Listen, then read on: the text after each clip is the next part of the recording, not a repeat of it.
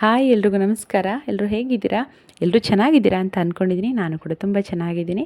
Friends, ಇವತ್ತು ಬೆಳಗ್ಗೆಯಿಂದನೇ ವ್ಲಾಗ್ನ start ಮಾಡ್ತಾ ಇದ್ದೀನಿ. ಬೆಳಗ್ಗೆ ತಿಂಡಿಗೆ ಚಪಾತಿ ಮಾಡ್ಕೊಳ್ತಾ ಇದ್ದೆ. ಚಪಾತಿ ಜೊತೆಗೆ ಇವತ್ತೊಂದು ಹೊಸ ರೆಸಿಪಿನ ಟ್ರೈ ಮಾಡ್ತಾ ಇದ್ದೀನಿ. ಅದಕ್ಕೆ ಪಾಲಕ್ ಸೊಪ್ಪು ಮತ್ತು ಮೊಟ್ಟೆ ಹಾಕ್ತಾಯಿದ್ದೀನಿ. ಹಾಗಾಗಿ ಎಗ್ ಪಾಲಕ್ ಗ್ರೇವಿ ಅಂತ ಅನ್ಕೋಬೋದು, ಅಥವಾ ಎಗ್ ಮಸಾಲ ಗ್ರೇವಿ ಅಂತ ಅನ್ಕೋಬೋದು. ಪಾಲಕ್ ಸೊಪ್ಪು ಯೂಸ್ ಮಾಡ್ತಾಯಿದ್ದೀನಿ. ಪಾಲಕ್ ಎಗ್ ಮಸಾಲೆ ಅಂತ ಅನ್ಕೋಬೋದು, ಏನು ಬೇಕಾದರೂ ಅನ್ಕೋಬೋದು. ನಿಮಗೂ ಶೇರ್ ಮಾಡ್ತೀನಿ ನೋಡಿ. ಚಪಾತಿ ಹಿಟ್ಟನ್ನ ಫಸ್ಟಿಗೆ ಕಲಸಿಡ್ತೀನಿ. ಆ್ಯಸ್ ಯೂಶ್ವಲ್ ನಾನು ಚಪಾತಿ ಹಿಟ್ಟಿಗೆ ಹಾಲು ಹಾಕ್ತೀನಿ, ಸ್ವಲ್ಪ ಹಸಿ ಹಾಲು ಹಾಕಿ ಸ್ವಲ್ಪ ಆಯಿಲು ಸಾಲ್ಟ್ ಎಲ್ಲ ಹಾಕಿ ಕಲಸಿ ಸೆಟ್ ಆಗೋದಕ್ಕೆ ಅಂತ ಸೈಡ್ಗೆ ಇಟ್ಬಿಟ್ಟು ಆಮೇಲೆ ನಾನು ಗ್ರೇವಿಗೆ ರೆಡಿ ಮಾಡ್ಕೊಳ್ತಾ ಇದ್ದೀನಿ. ಮೇಯ್ನ್ ಇಂಪಾರ್ಟೆಂಟ್ ಇದಕ್ಕೆ ಪಾಲಕ್ ಸೊಪ್ಪು ಬೇಕು. ಪಾಲಕ್ ಸೊಪ್ಪನ್ನ ತೊಳೆದು ಬಿಡಿಸಿ ಅದನ್ನ ರುಬ್ಬಿಟ್ಕೊಂಡಿದ್ದೀನಿ. ಅದ್ರ ಜೊತೆಗೆ ಮಸಾಲೆ ಹಾಕ್ಕೊಂಡಿದ್ದೀನಿ. ನಾನು ಕಂಪ್ಲೀಟ್ ಇದ್ದದ್ದು ರೆಸಿಪಿನ ಇನ್ನೊಂದ್ಸಲ ಯಾವಾಗಾದ್ರೂ ಶೇರ್ ಮಾಡ್ತೀನಿ, ರೆಸಿಪಿ ಥರನೇ ಶೇರ್ ಮಾಡ್ತೀನಿ ಶೂಟ್ ಮಾಡಿಕೊಂಡು. ಇವಾಗ ಜಸ್ಟ್ ಹಾಗೆ ಹೇಳ್ತೀನಿ ನಾನು.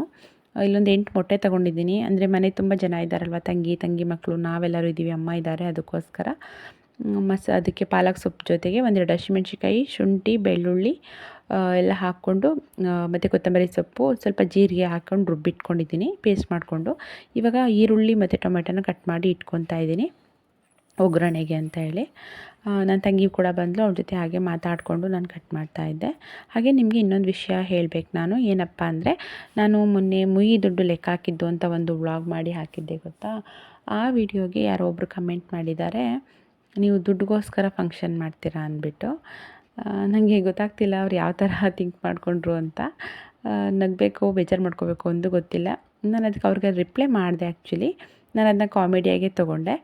ರಿಪ್ಲೈ ಮಾಡಿದೆ ನಾನು, ಹೌದು 35,000 ಮುಯಿ ದುಡ್ಡುಗೋಸ್ಕರ ನಾವು 1,00,000 ಖರ್ಚು ಮಾಡಿ ಫಂಕ್ಷನ್ ಮಾಡಿದ್ವಿ ಅಂತ ಹೇಳಿದೆ.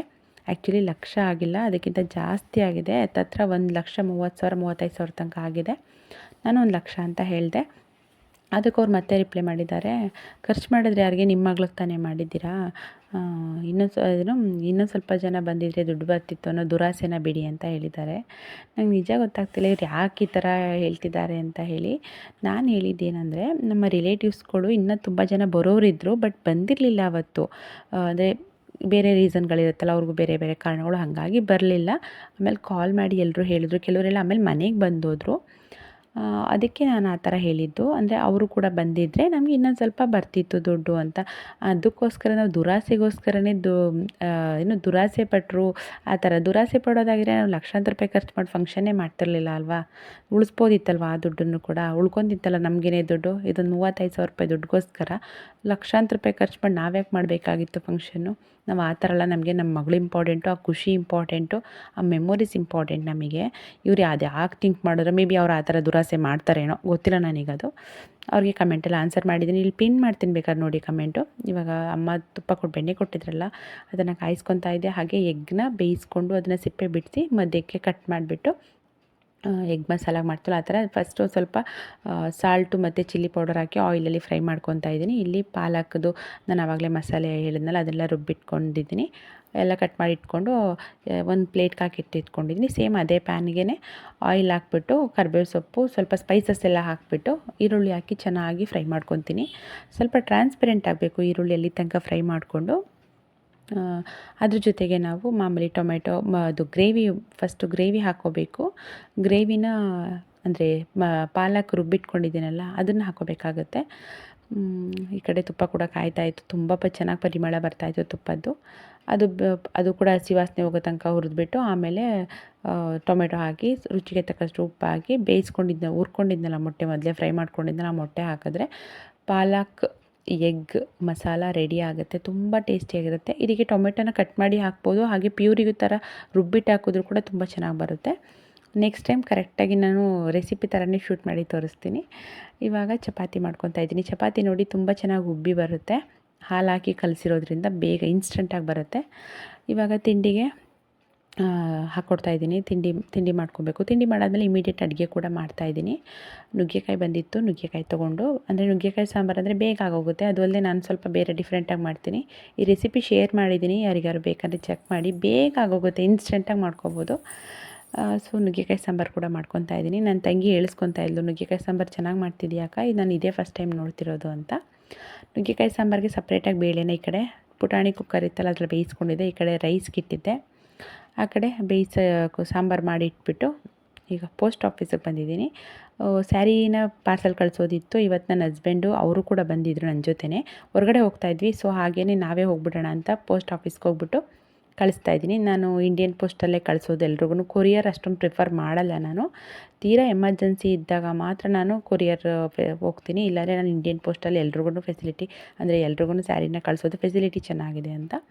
ಅದಾದಮೇಲೆ ಇಲ್ಲಿ ಸರಸ್ವತಿಪುರಮಲ್ಲಿ ರಾಮರಾಜ್ದು ಶೋರೂಮ್ ಇದೆ, ಅಲ್ಲಿಗೆ ಬಂದ್ವಿ.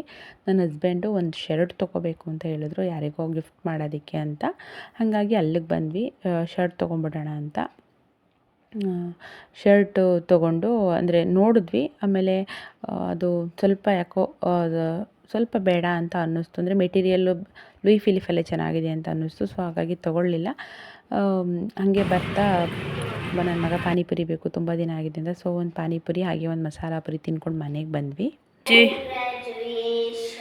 Happy graduation.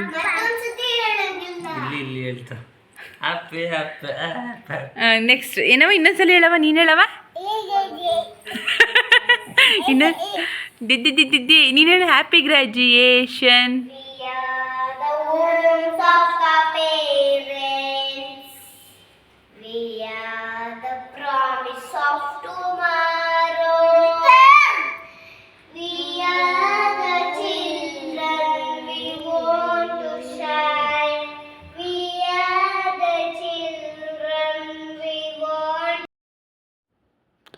ಇದು ನನ್ನ ಮಗ ಚಿಕ್ಕವನಾಗಿದ್ದಾಗ ಯಾರೋ ಗಿಫ್ಟ್ ಕೊಟ್ಟಿದ್ದು ಈ ಕರೋಕೆನ.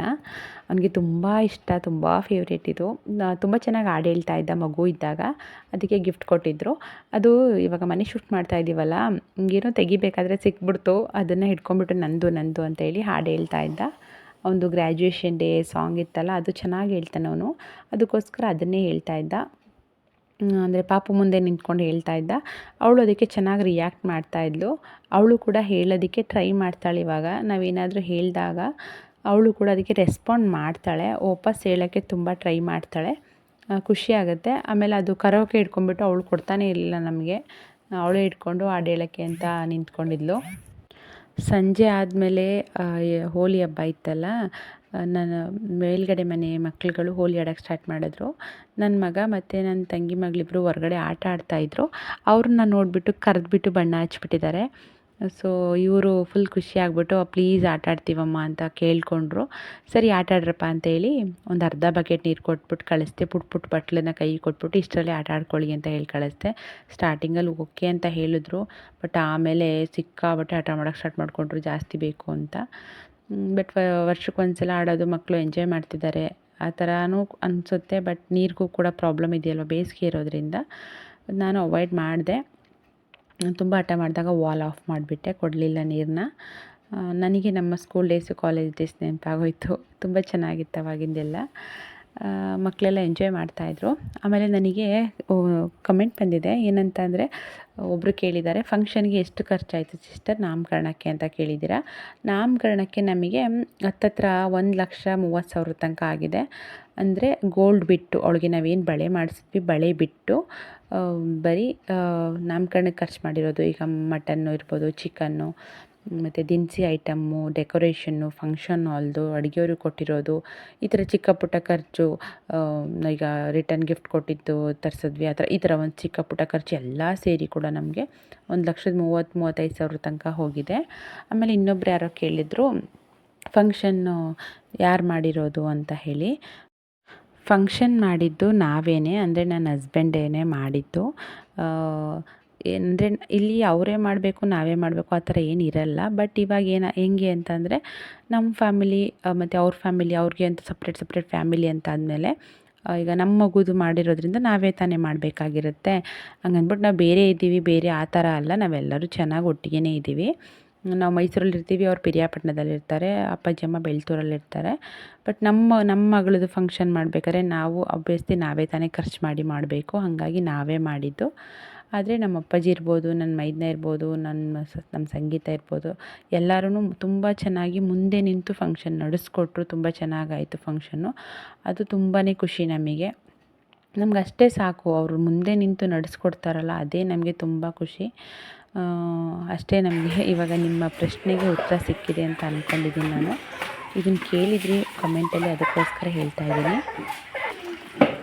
ಗುಣ ಬರ್ತಾವನೆ ಬರ್ತಾವನೆ ಬರ್ತಾವನೆ.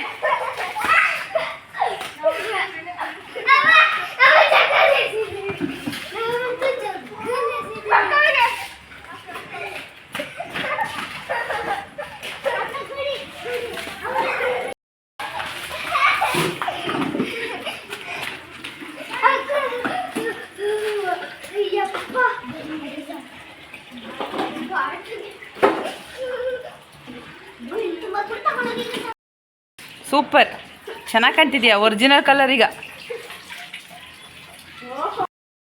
ಎಲ್ಲ ಮುಖ ತೋರಿಸು, ಒಳಗಡೆ ಹೋಗ್ಬಿಡಿ. ಮೈ ಬಟ್ಟೆಲ್ಲ ಒಜ್ಜಗದಿ ಬಾ.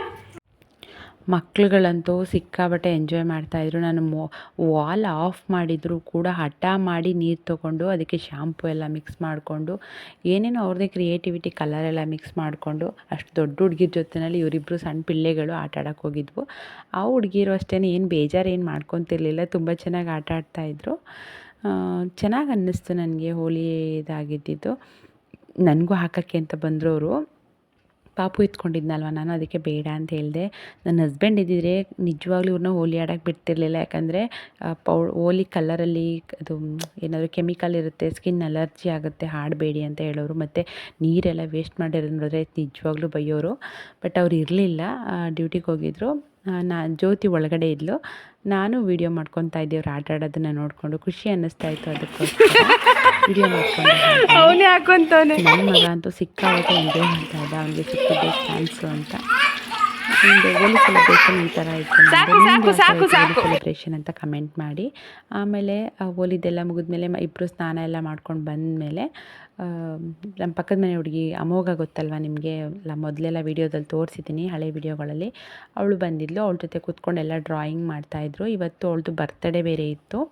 ಸೊ ಬರ್ತಡೇ ಇದೆಯಲ್ಲ ಅಂತ ಹೇಳಿ ಡ್ರಾಯಿಂಗ್ ಮಾಡಾದಮೇಲೆ ಇಲ್ಲಿ ಹೊಸ ಮನೆ ಹತ್ರ ಬಂದ್ವಿ ಎಲ್ಲರೂ. ಒಂದು ವಾಕ್ ಮಾಡ್ಕೊಂಡು ಬರೋಣ ಅಂತ. ನಾವು ಈಗಿರೋ ಮನೆಗೂ ಹೊಸ ಮನೆಗೂ ತುಂಬ ದೂರ ಏನಿಲ್ಲ, 1.5 ಕಿಲೋಮೀಟ್ರ್ ಆಗ್ಬೋದು. ಸರಿ ನಡ್ಕೊಂಡೇ ಬಂದ್ವಿ, ಅಮ್ಮ, ಜ್ಯೋತಿ, ಮಕ್ಕಳು ಎಲ್ಲರೂ ಬಂದ್ವಿ. ಮನೆಗೆ ಹೋಗಿ ಫಸ್ಟ್ ಮನೆಗೆ ಹೋದ್ವಿ. ಕೀ ಇರಲಿಲ್ಲ, ಅದಕ್ಕೋಸ್ಕರ ಪಕ್ಕದಲ್ಲೇ ಪಾರ್ಕ್ ಇದೆ, ದೊಡ್ಡ ಪಾರ್ಕು, ತುಂಬ ಚೆನ್ನಾಗಿದೆ, ಮನೆ ಪಕ್ಕದಲ್ಲೇ ಇದೆ. ಸೊ ಪಾರ್ಕಿಗೆ ಬಂದು ಮಕ್ಕಳನ್ನ ಆಟ ಆಡಿಸ್ಕೊಳ್ಳೋಣ ಅಂತ ಹೇಳಿ ಆಟ ಆಡಿಸ್ತಾ ಇದ್ದೀವಿ. ನನಗೆ ಈಗ ಹೊಸ ಮನೆಗೆ ಹೋಗ್ತಿದ್ದೀವಲ್ಲ, ಆ ಮನೆಗೆ ಹೋಗಿರೋದ್ರಲ್ಲಿ ಇಷ್ಟ ಆಗಿರೋದು ಇದೊಂದೇ ಪಾರ್ಕು. ಖುಷಿಯಾಗುವಂಥ ವಿಚಾರ ನನಗಿದು. ಯಾಕಂದರೆ ಮಕ್ಕಳನ್ನ ಆಟ ಆಡ್ಸೋಕ್ಕೆ ತುಂಬ ಚೆನ್ನಾಗಿದೆ ಪಾರ್ಕಲ್ಲಿ. ಚೆನ್ನಾಗಿದೆ. ಅದಕ್ಕೆ ಏನು ಮಕ್ಳಿಗೆ ಆಟ ಆಡೋ ಸಾಮಾನುಗಳು ಸಿಕ್ಕಾಪಟ್ಟೆ ಇದೆ. ಹಾಗೆ ಎಕ್ಸಸೈಸ್ ಮಾಡೋರಿಗೆ, ವರ್ಕೌಟ್ ಮಾಡೋರಿಗೆಲ್ಲ ಚೆನ್ನಾಗಿದೆ. ಪಾರ್ಕು ನಮಗೆ ಮನೆ ಪಕ್ಕದಲ್ಲೇ ಇದೆ. ನಮ್ಮ ಮನೆ ಈಗ ಹೊಸ ಮನೆ ಮಾಡಿದ್ವಲ್ಲ, ಆ ಮನೆ ಪಕ್ಕದಲ್ಲೇ ಇನ್ನೊಂದು ಮನೆ, ಆ ಮನೆ ಬಿಟ್ಟರೆ ನೆಕ್ಸ್ಟ್ ಪಾರ್ಕೇನೇ ಇರೋದು. ಹಾಗೆ ಇಲ್ಲೊಂದು ದೇವಸ್ಥಾನ ಕೂಡ ಇದೆ, ಗಣೇಶ ದೇವಸ್ಥಾನ, ತುಂಬ ಚೆನ್ನಾಗಿದೆ. ನಂಗೆ ಇಷ್ಟ ಆಯಿತು ಪಾರ್ಕು. ಮಕ್ಕಳನ್ನೆಲ್ಲ ಆಟ ಆಡಿಸ್ಕೊಂಡು ಅದಾದಮೇಲೆ ಓನರು ಕೀ ತಂದುಕೊಟ್ರು. ಅಂದರೆ ನಾವಿನ್ನೂ ಕೀ ಇಸ್ಕೊಂಡಿರಲಿಲ್ಲ. ಕೀ ತಂದುಕೊಟ್ಟು ಮನೆ ನೋಡ್ಕೊಂಡು ಬಂದ್ವಿ. ಅಮ್ಮಗೊಂದು ಬರ್ತಡೇ ಇರೋದೇ ಮರ್ತುಬಿಟ್ಟಿದ್ವಿ. ಅವಳಿಗೆ ಗಿಫ್ಟ್ ಕೊಡಬೇಕಿತ್ತು, ಸಂಜೆ ಇನ್ವೈಟ್ ಮಾಡಿದರು. ಅದಕ್ಕೋಸ್ಕರ ನನ್ನ ಹಸ್ಬೆಂಡು ಮತ್ತು ನಾನು ಹೋಗಿ ಗಿಫ್ಟ್ ತೊಗೊಂಡು ಪ್ಯಾಕ್ ಮಾಡಿಸ್ಕೊಂಡು ತೊಗೊಂಡು ಬಂದ್ವಿ. ನನ್ನ ತಂಗಿ ಮಗಳು ಮತ್ತು ನನ್ನ ಮಗ ಹೋಗಿ ಗಿಫ್ಟ್ ಕೊಟ್ಟರು. ಬಟ್ ಇವರು ಕೇಕ್ ಕಟ್ಟಿಂಗ್ ಮಾಡೋ ಅಷ್ಟರಲ್ಲಿ ನಾನು ಇರಲಿಲ್ಲ. ಆವಾಗ ಗಿಫ್ಟ್ ತೊಗೊಂಬರಕ್ಕೆ ಹೋಗಿದ್ದೆ, ಅದಕ್ಕೆ ಅದು ಕೇಕ್ ಕಟ್ ಮಾಡೋ ವಿಡಿಯೋ ಮಿಸ್ ಆಗಿದೆ. ಚೆನ್ನಾಗಿತ್ತು, ಸಿಂಪಲಾಗಿ ಸೆಲೆಬ್ರೇಟ್ ಮಾಡಿದರು ಮನೆಯಲ್ಲೇ. ಮಕ್ಕಳೆಲ್ಲ ತುಂಬ ಜನ ಬಂದಿದ್ದರು, ಮಕ್ಕಳುಗಳು ಅಮೋಘ ಬರ್ತಡೇಗೆ. ಅದಾದಮೇಲೆ ನಾವು ಸಂಜೆ ನೈಟು ಅಲ್ಲಿ ಒಂದು 10:30 ಆಗಿತ್ತು. ಆವಾಗ ಸುಮ್ಮನೆ ಒಂದು ವಾಕ್ ಹೋಗೋಣ ಅಂತೇಳಿ ನಾನು, ಹಸ್ಬೆಂಡು ಮತ್ತು ನನ್ನ ಮಕ್ಕಳು ಬಂದ್ವಿ. ಜ್ಯೋತಿ ಮಕ್ಕಳೆಲ್ಲ ಮಲಗಿಬಿಟ್ಟಿದ್ರು, ಅಮ್ಮವರೆಲ್ಲ. ಒಂದು 10 ಗಂಟೆ ಆಗೋಗಿತ್ತು. ಆವಾಗ ಸುಮ್ಮನೆ ಹಂಗೆ ವಾಕ್ ಬಂದು ಇಲ್ಲೊಂದು ಜ್ಯೂಸ್ ಸೆಂಟರ್ ಇತ್ತು, ಅಲ್ಲಂದರೆ ಬೇಕ್ರಿ ಇತ್ತು, ಅಲ್ಲಿಗೆ ಬಂದ್ವಿ. ಅಲ್ಲಿ ಬಂದು ಐಸ್ ಕ್ರೀಮ್ ತೊಗೊಂಡೆ ನಾನು. ನನ್ನ ಮಗ ಮ್ಯಾಂಗೋ ತೊಗೊಂಡ, ನಾನು ಚಾಕೋ ಚಿಪ್ ಬರುತ್ತಲ್ಲ ಆ ಥರದ್ದೊಂದು ಐಸ್ ಕ್ರೀಮ್ ತೊಗೊಂಡು ತಿಂದ್ಕೊಂಡು ಏನು ರೆಡಿಯಾಗಿರಲಿಲ್ಲ, ಸುಮ್ಮನೆ ಮನೇಲಿ ಹೇಗಿದೆ ಹಾಗೆ ಬಂದುಬಿಟ್ಟೆ. ನಡ್ಕೊಂಡು ಹೋಗ್ತಾಯಿದ್ವಿ. ತುಂಬ ಖುಷಿಯಾಯಿತು.